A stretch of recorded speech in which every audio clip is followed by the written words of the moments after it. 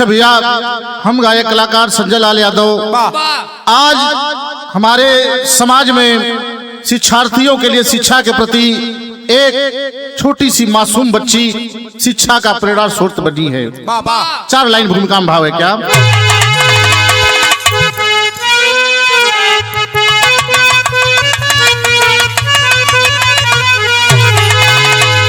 भले झोपड़ी में ख्वाब है खोपड़ी में,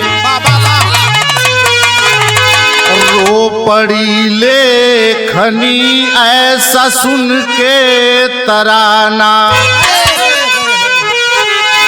आधी तूफान हो या कोई बला हो,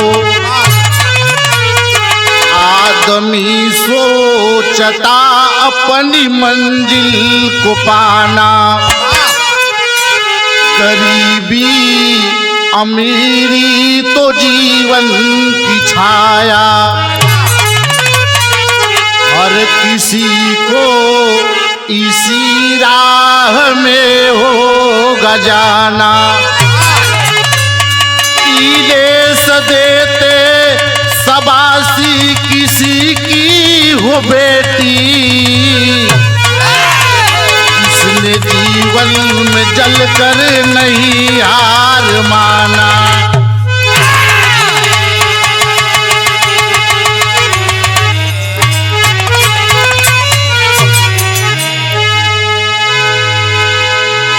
दिनेश देते सबासी किसी की हो बेटी, जिसने जीवन में जल कर नहीं हार माना।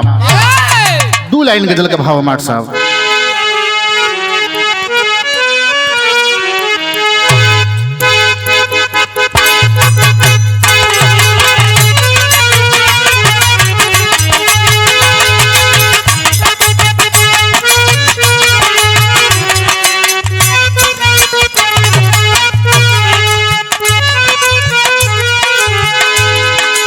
मास्टर साहब संकेत कैलम कौनो मासूक अपने मासूका से कहत बा,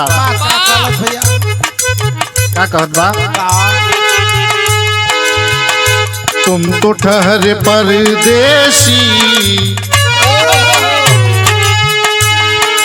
तुम तो ठहरे परदेसी, साथ क्या निभाओगे,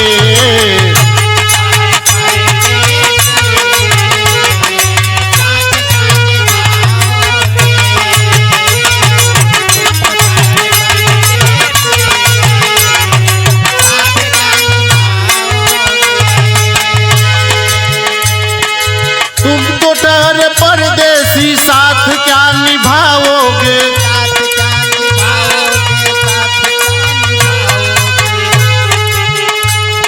तुम तो ठहरे परदेसी साथ क्या निभाओगे, साथ क्या निभाओगे, साथ क्या निभाओगे।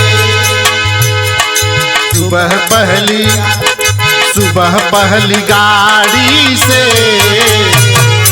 घर को लौट जाओगे,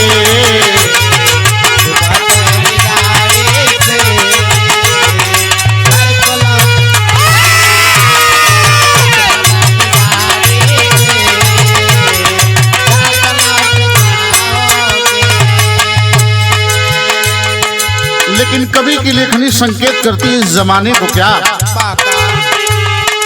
जिंदगी की राहों में,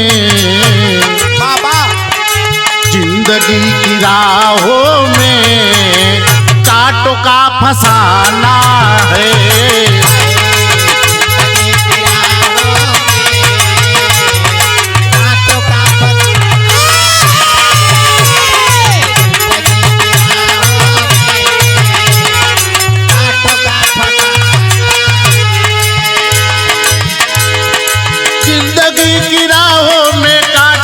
फसाना है, कांटों का फसाना है, कांटों का फसाना है। जालिमों संभल जाओ, जालिमों संभल जाओ, वक्त ना पुराना है।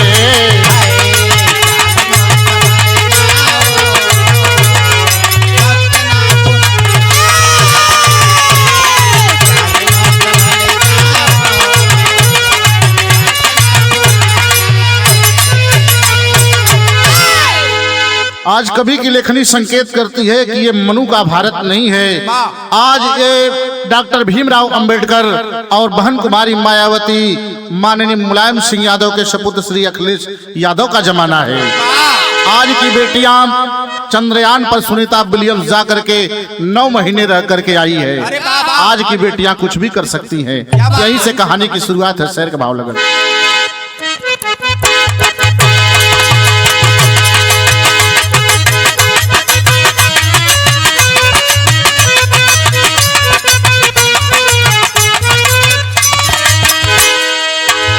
बचाओ बेटी और पढ़ाओ का ये नारा है। बचाओ बेटी और पढ़ाओ का ये नारा है। देखो क्या देश आज कर रहा हमारा है।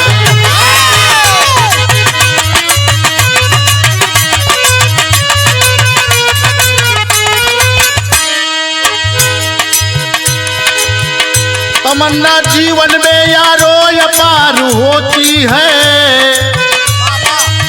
समय के आगे कायनात भी लाचार होती है।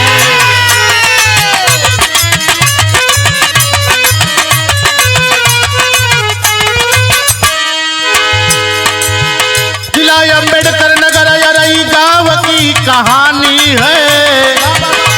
दोस्त कुदरत का है या शासन की मनमानी है।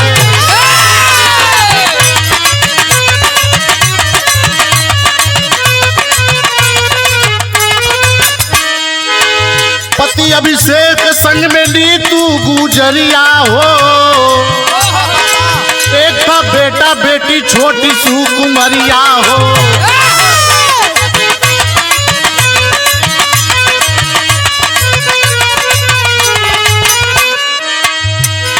गरीबी हाल में ना खुशी का ठिकाना हो। गरीबी हाल में ना खुशी का ठिकाना हो।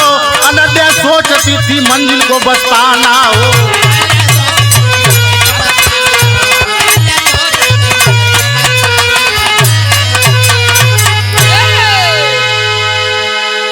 भैया उत्तर प्रदेश में जिला अंबेडकर नगर में अरई गांव की यह घटना है।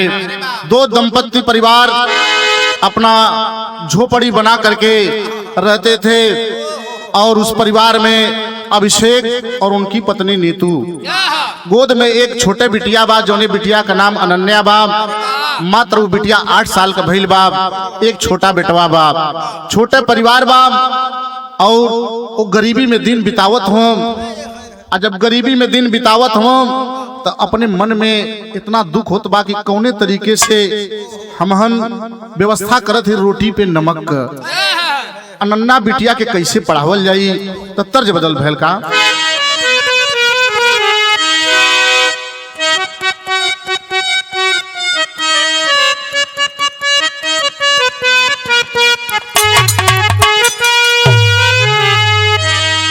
भैया कोनो दुल्हन बा, ओकर पति प्रदेश से कमा के जैसे ट्रेन से उतरल बा।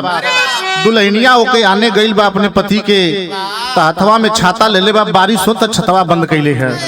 तो कुछ लोग देख के जब ओके बोली बोलत हो तो वह कहत बा काम यार बंद करके रखी चाहे, यार बंद करके रखी चाहे। अरे खोली करके छाता पिया कमाता हमरो, पिया कमाता हमरो।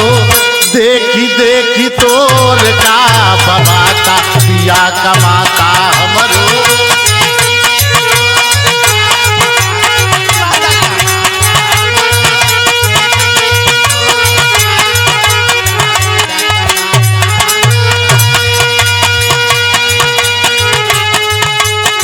लेकिन भैया पति पत्नी सोचत का अपने मनवा में कि दिलवा गरीबिया का, दिलवा गरीबिया का बहुते सतावे। ना बतावे तनिको, ना बतावे तनिको। रात दिन चिंता में जरावे। ना बतावे तनिको।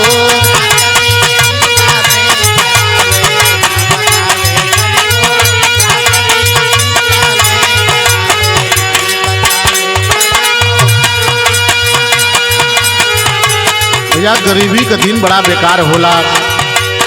कर का हो माई बाबू, कैसो माई बाबू घर के खर्चा चलावे।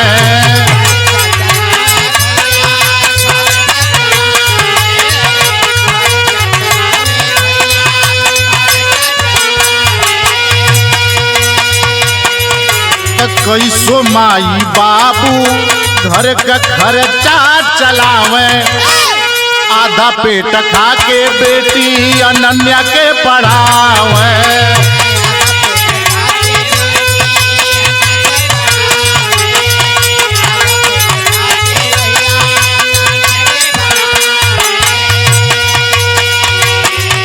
जरे बेटी आधार बनी है, जरे बेटी आधार बनी है, सपना सजावे ना बतावे तनिको। अरे ना बतावे तनिको, रात दिन चिंता में जरावे ना बतावे तनिको।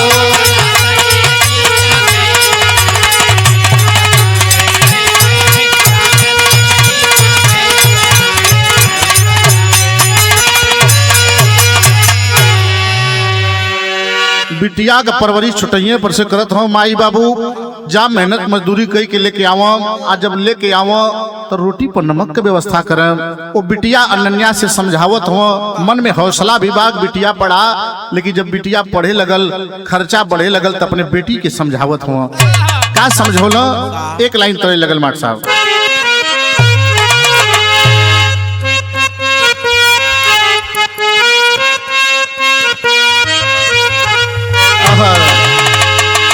गोरिया रे की गोरिया रे बिजुरिया कहवा गिरी।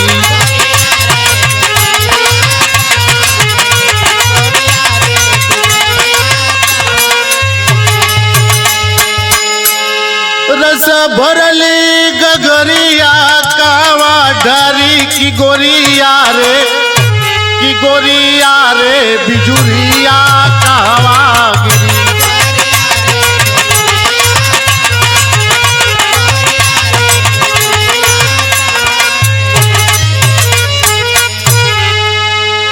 लेकिन माई बाबू अपने बिटिया और छोटे बिटिया के समझावत का हूं कि अनन्या के फिकरिया बढ़े लगल।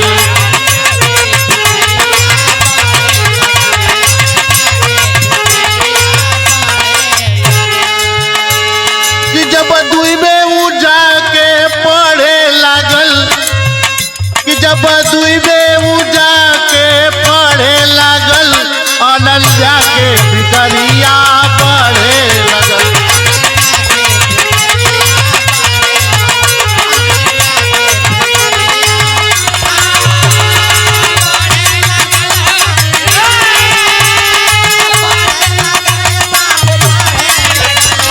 अनन्या के फिकरिया बढ़े।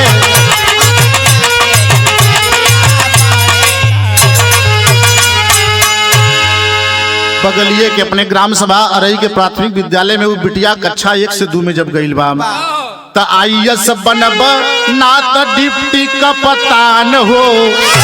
आ सपना सजावत बा सजिए बिहान हो।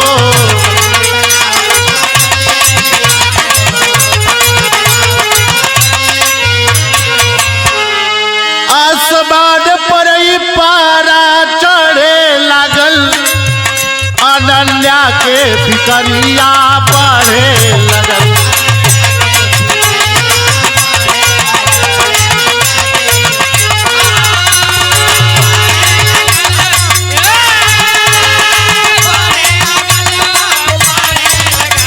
अनन्या के फिकरिया बढ़े लगल।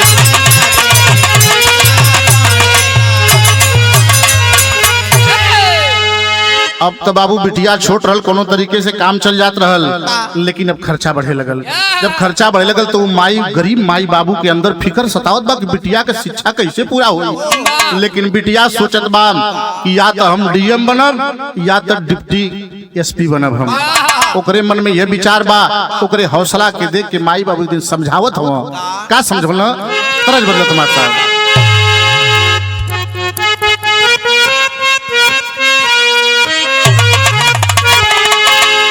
अलग अलग जिला का अलग अलग गीत है माट साहब। ऐसे गावन कि तोरे नरिया रवा कबारी, कि तोरे नरिया रवा कबारी ऊपर श्याम गेना लगाएगा।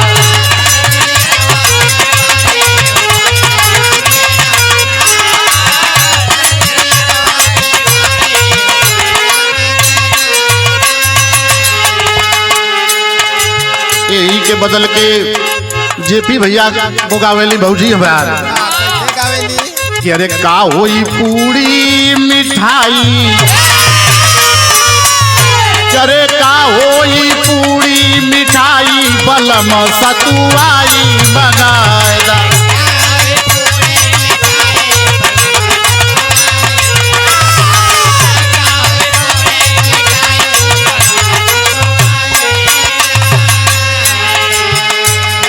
उधर से कुछ दूर आजी बात बिगाड़ भैया गावली कैसे गावली कि ठाड़ गोरी गंगा हिलो रे,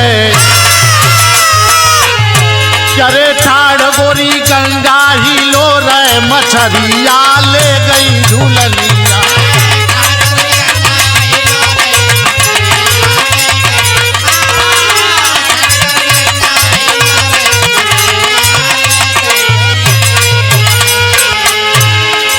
अब अशोको भैया वो गावत है का अरे सैया बदल बलू जाए हो, अरे सैया बदल बलू जाए हो चुनरिया का बूटी न बदले।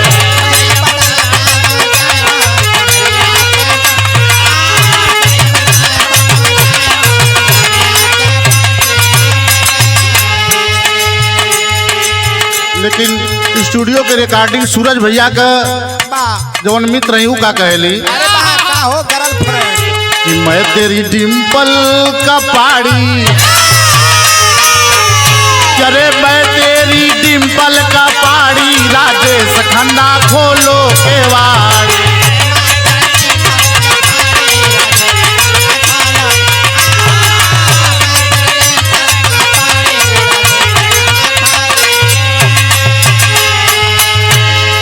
लेकिन वो बिटिया का माई बाबू समझावत हम काम कि अनन्या अरे अनन्या कह बाबू माई, अरे अनन्या कह बाबू माई छोड़ा बेटी कईल पड़ा।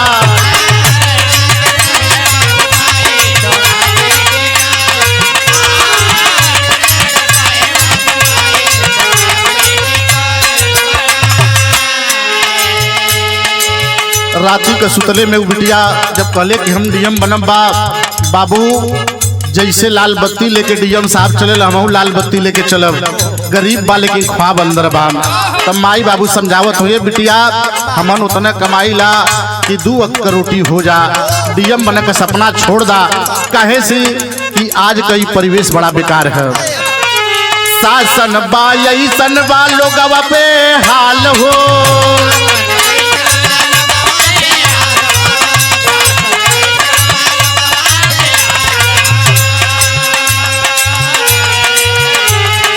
आज अपने प्रदेश में जेकर शासन है समझ में ना आवत है कि कहाँ दुनिया जाई। शासन बा ऐसन बलोगवा बेहाल हो, पढ़ल महंगाई देश भइल कंगाल हो।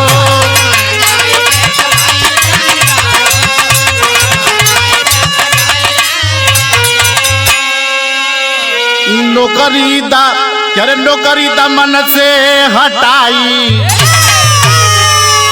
अरे नौकरी दामन से हटाई कहाँ बेटी छोड़ा पढ़ाई।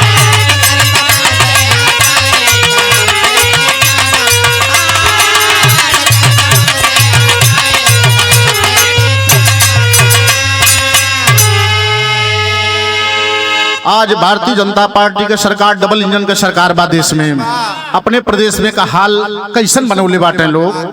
वो बिटिया के जब माई बाबू समझावे लगल, बिटिया कहल ना हम पढ़ाई करब, तेरी के भाव लगल भैल का।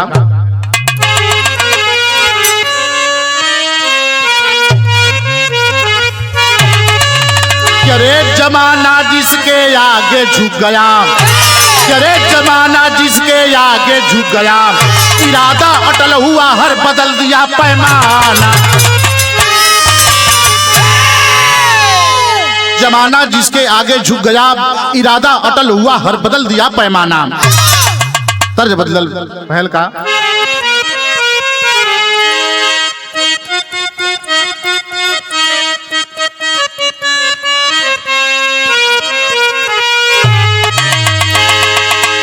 कोनो दुल्हन अपने पति से बहुत परेशान है। कहत बका बिलल बसराबी सैया, बिलल बसराबी सैया, अरे नसवे में चूर होगी, सासुरा न रहब हमहू, सासुरा न रहब हमहू, जाइब हम जरूर होगी, जाइब हम जरूर होगी।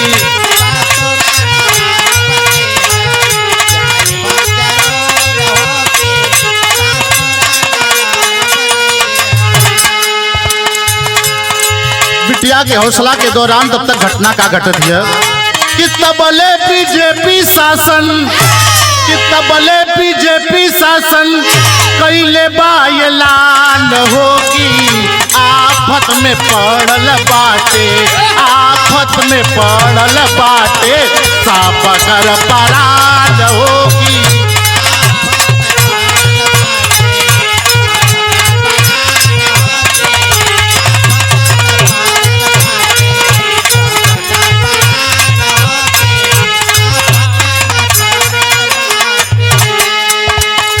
भारतीय जनता पार्टी की सरकार बनती है, ऐलान कर देती है कि जितने नवीन प्रति झुग्गी झोपड़ी और अंजर बंजर जमीनें हैं खाली करा दिया जाए।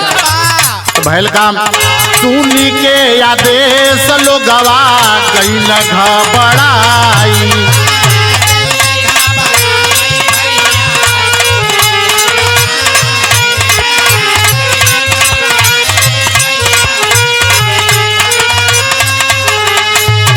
निकले न बोली लोगवा सोच कहाँ जाई,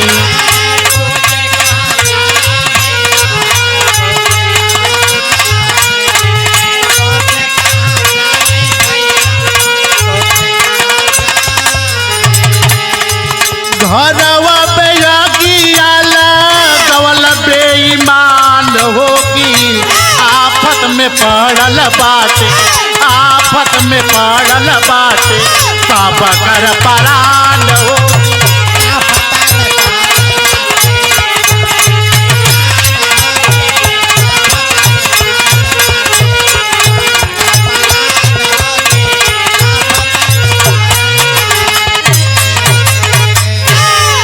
योगी सरकार के आदेशानुसार वो अम्बेडकर नगर में जलालपुर तहसील के एसडीएम महोदय पवन जायसवाल, तहसीलदार पद्मेश श्रीवास्तव, तहसीलदार न्यायालय में बेदखली का जब आदेश होता है, लोग पहुंचते हैं, लोगों को पुलिस बल से हटाने का प्रयास करते हैं।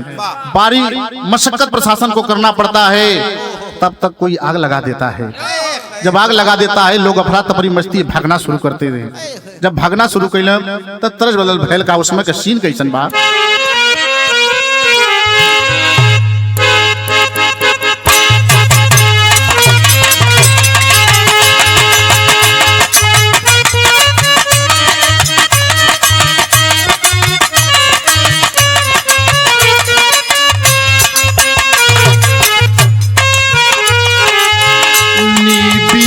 के दरिया मैया डारेली झलुआ हो कि झूली हो झूली ना,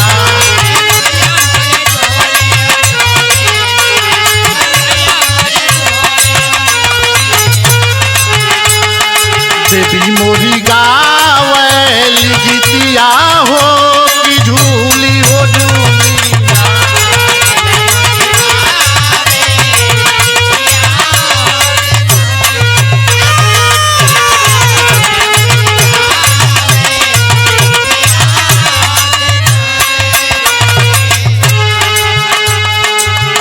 भैया ये दृश्य देख के जोड़े समय ये दृश्य सोशल मीडिया पे वायरल भैल बा।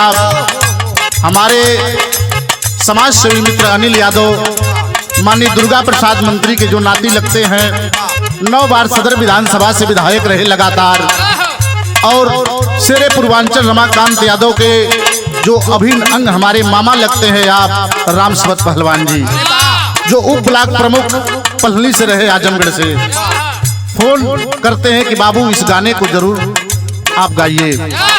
तमाम हमारे पिताजी कभी इस सपोर्ट में नहीं रहे, लेकिन वो भी कहे कि इस गाने को गाइए श्यामराज यादव जी।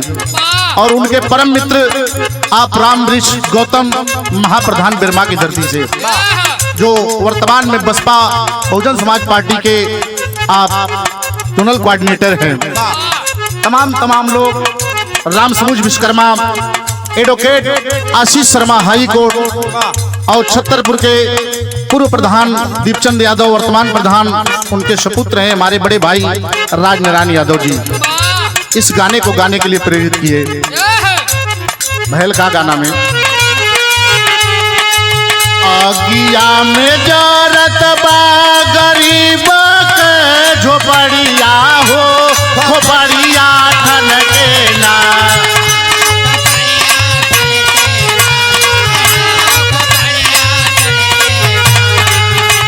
आगिया में जारत बा गरीब के झोपड़िया हो, झोपड़िया ठन के ना, सोचया नन्या कुमारिया हो, झोपड़िया ठन के ना।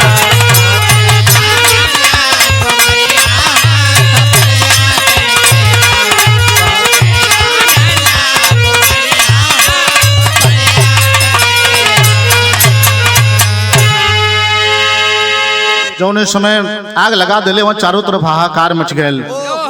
जेसीबी के द्वारा लगा करके तमाम अतिक्रमण को हटाना शुरू कर दिए, लेकिन वही समय का एक दृश्य बा। कैसे? केहू के दौलत केहू के घरवा के फिकरिया हो, खोपड़िया ठन के ना,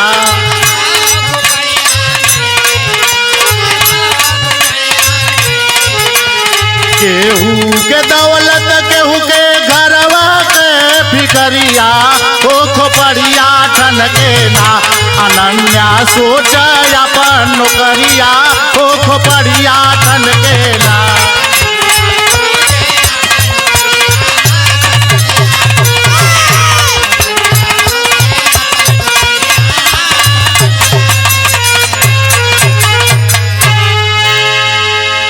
अतिक्रमण जेसीबी और पुलिस प्रशासन के बल के प्रयोग से हटाना शुरू कर देते हैं। उसी वक्त जब झोपड़ी में आग लगती है, झोपड़ी धू धू करके जल रही है, तो केहू सोचत बा कि हमार घर जरत बा, दुआर जरत बा, हमार रुपया पैसा जरत बा, लेकिन छोट बिटिया अनन्या दौड़ के करत का बा,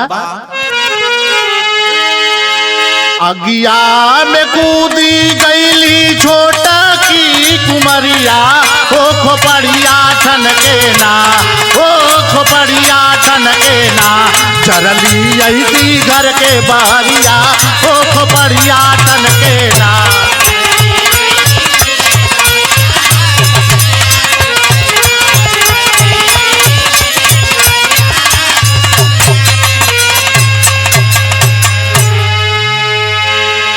छोट बिटिया बेचारी थोड़ा भी परवाह ना कैली बा अपने जान का, अब भाग के घर के अंदर गई बा, जोने घर में आग लगल बा, अपन बस्ता लेके अपन कॉपी किताब लेके बेचारी भागत हिय। आज जोने समय लेके भागत बा, आग मन के अंदर भी आग बा और झोपड़ी में भी आग लगल बा, जीवन में भी आग लगल बा, लेकिन बिटिया बेचारी अपने वो किताब के जोने से ओकर IAS बनक सपना ओके बचावत हिय। पपट भालो बैल का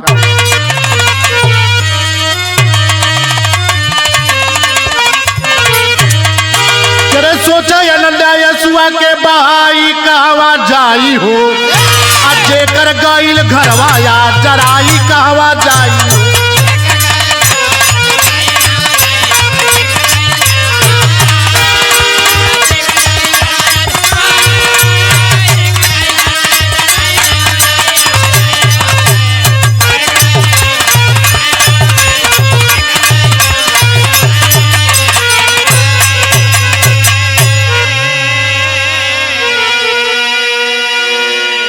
जब घर से बाहर आई बा बच के सही सलामत, महतारी के प्रशासन महिला पुलिस दूर हटा देले बा।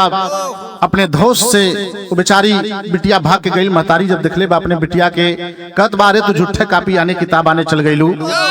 कहत अब का कहे माई बाबू बेटी अबहू से माना, केहू ना गरीब कतनी अबहू से जाना। करे लेकिन बोलल बा मुस्काई कहवा जाई हो, मीडिया वाले दिहल खबर बढ़ाई कहवा जाई।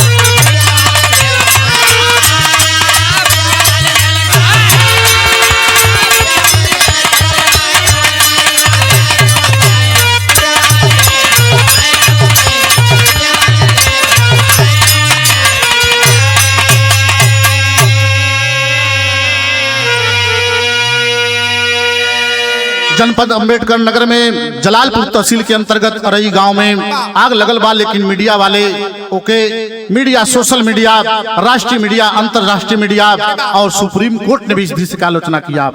आल्हा का भाव लगल भैल का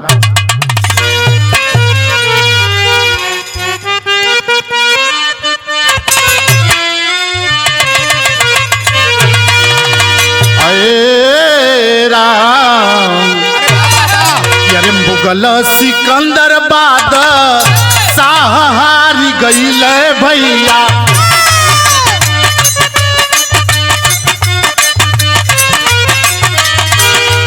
मोहम्मद गोरी होई गईल होला चा।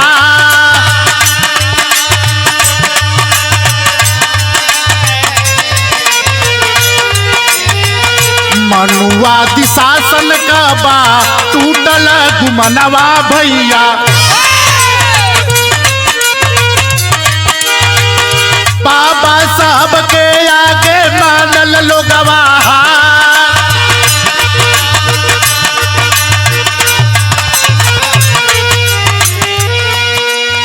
भैया मुगल शासक सम्राट सिकंदर विश्वविजयी मोहम्मद गोरी 17 बार भारत पे आक्रमण किया, अंततः विजय को प्राप्त किया। ऐसन ऐसन लोग हमारे देश के बलिदानी के आगे हार मान गए।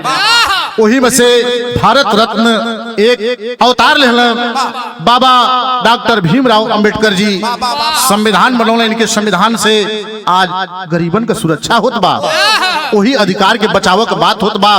तो उस समय ये सीन के देख ले, लाइन बदलत बा। सदर आला हमें आजमा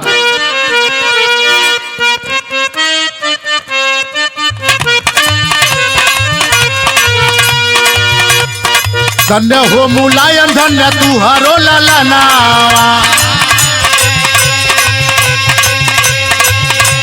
दे गया गरीबवन के ऐसा नया धार, सुनले अखिलेश जब बयान का बयानावा। सफाई के छोड़ अंबेडकर के मझार, अनन्या के छाती से लगाई अखिलेश रोए। तोरे ऐसन बेटी का सरती हो हमार, अरे गाड़ी में बिठाई चल लखनऊ सहरिया। अरे कैले संभालित सभा कर जयकार।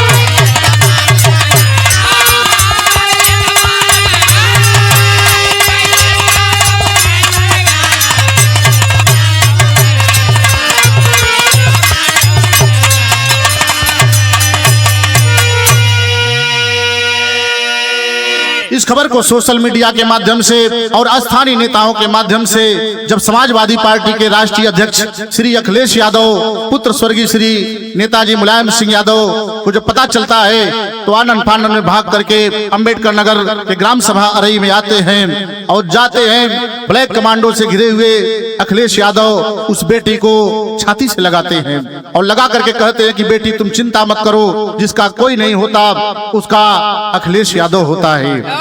इतना कहते हैं कि बेटी जब तक लोहिया जी का और बाबा साहब भीमराव अंबेडकर का संविधान रहेगा कोई गरीब सताया नहीं जाएगा, उसके और अधिकार की लड़ाई हम लड़ेंगे और तुम्हारे पढ़ाई का और शादी विवाह का सारा खर्चा हम उठाएंगे। तो अनन्या कहती क्या है, खड़ी भाव लगा।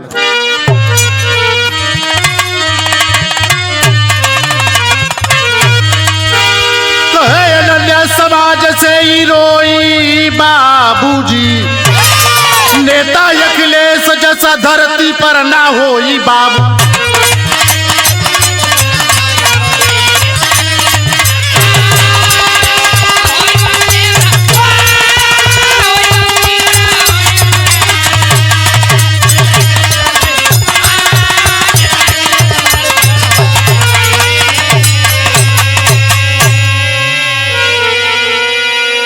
कहा गया कि जब जब होई धर्म का हानि, बाढ़ असुर अति अभिमानी। तब तक कोई न कोई शक्ति अवतार लेगी। जैसे द्वापर में कौरव के बीच लड़ाई लड़ने वाले हक की भगवान स्वयं कृष्ण कहलका, जे कर न केहू अखिलेश जी सहारा, घर घर में जे करे आज गुजत बनारा।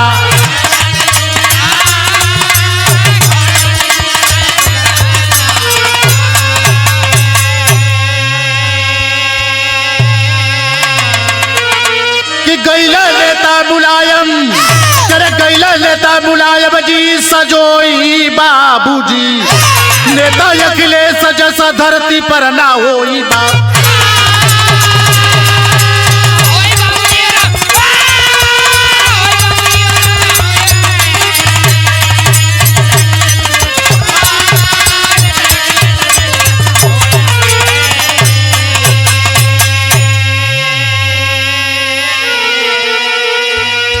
समाज के लिए, पढ़ने वाले बच्चों के लिए, अपने हक और अधिकार को समझने वाले बच्चों के लिए ये छोटी बेटी अनन्या आज प्रेरणा स्रोत बनी हुई है। और ऐसे ही समाज सेवा हर नेताओं को करनी चाहिए और अपने समाज को जोड़ करके जहां अन्याय हो न्याय की लड़ाई लड़नी चाहिए। दरगाही बच्चा सिंह महाराज चौहारी, धन्य अम्बेडकर की बेटी अनन्या सबको दिया पछाड़ी हो।